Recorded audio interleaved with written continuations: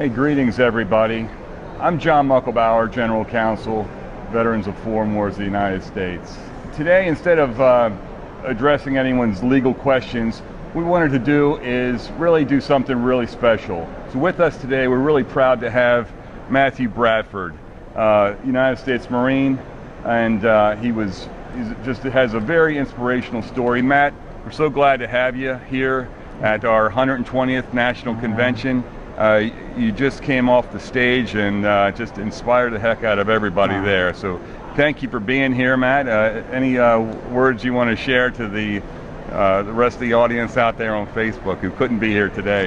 Well, thank you so much for having me join you all down here for the 120th convention, and it's truly an honor to be in a room full of veterans. I feel like, as I mentioned on stage, it's a family reunion, and getting around a bunch of veterans and sharing my story and inspiring them as well as civilians is truly important, because the bad rap right now with veterans, it's they think we're all kind of damaged goods right now, but truly there's a lot of amazing stories out there of veterans doing truly remarkable things, and these are things that I really want to point out and with my own life, and hopefully inspire others to come join me along the way. Very good. Well, tell us a little bit about your story. You shared it with the audience in there, kind of about what happened in that day, and kind of what the thoughts that were going through your head then, and how you've been able to pick up and carry forward. So I served 7 years in the United States Marine Corps, and I use that day, January 18, 2007, as many people would think that'd be the worst day of my life, but truly it's the best day of my life, because it helped me focus more on my own life and understanding that whatever challenges gets in front of me, I can overcome these challenges through hard work, being dedicated and motivated.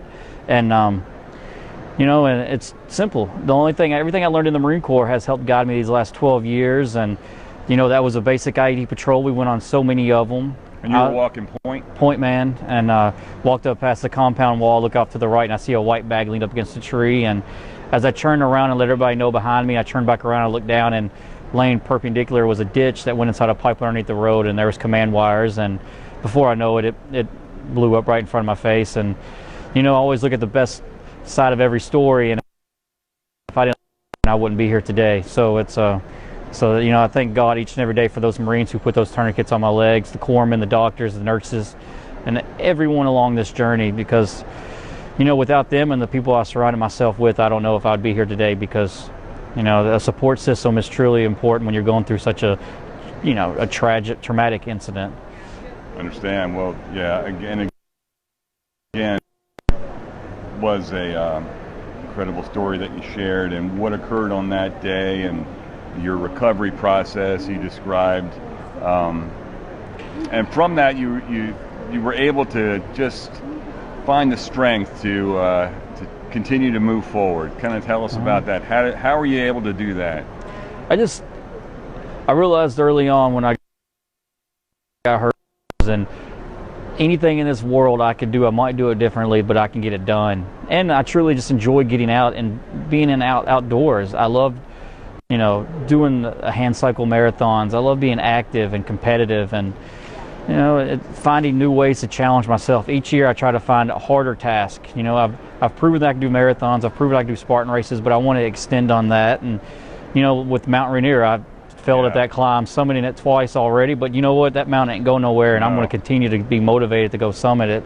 And this last year I've come up with getting on an upright bike. Haven't been on an upright bike in 20 years, a tandem bike. So nice. Did the Seattle to Portland last week, and then in August we're going to do a Kentucky bike tour from Ashland to Fort Campbell over the 4 days. Okay. So it's just trying to find ways to push and challenge myself beyond my own bare minimum. So much in the military, that bare minimum, and I never want to get stuck on boredom. Absolutely. Well, that shows, and that really resonated with everybody, and it's really inspirational. So you've got the bike ride in Kentucky. What are the challenges you have on the docket for yourself coming up?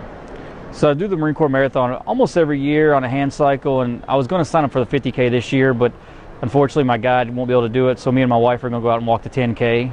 And never walked it before, so this is something that her and I are going to do together, so we can cross that finish line together and receive a medal. And so really looking forward to that, and just just being out on the course with my wife. You know, she's always kind of, you know, in the background at the house, and she hates it when I bring attention to her.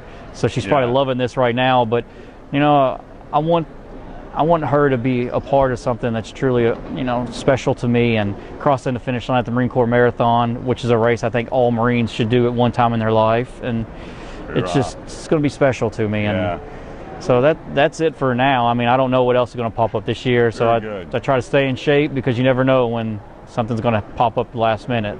Very good.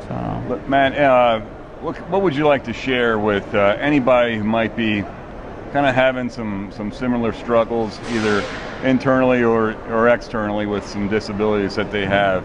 Any words to kind of share with them to help them move forward? I think the one thing now with all the post-traumatic stress, traumatic brain injury, a lot of veterans, they look at counselors as a weakness to them, and it's good for them to get there and kind of open up and release what they're battling inside their head each and every day. And it's important because, you know, we need to find ways, you know, to lower that number to where veteran suicide is not an issue, a traumatic issue anymore. You know, find something that you're good at, go out and, you know, find that purpose and continue doing things along the way and staying busy, you know, and that's just finding a good support system to where you can surround yourself with people, you can talk to them, and you could share, you know, things within your head that you continue to keep battling and stuff. And for me, I've found, you know, working out in the gym, the outdoors, doing these events, and honestly just being around my family and friends is a way to kind of like cope and make sure that at the end of the day, when I put my head down and close my eyes, that it's tomorrow's a brand new day, you know, and through all the struggles and challenges we face, we can still put our heads down and close our eyes and wake up to a brand new day. Well, excellent. I appreciate that. And, you know, as Marines, we like to say Semper Fi. Semper Fidelis is a model that you live.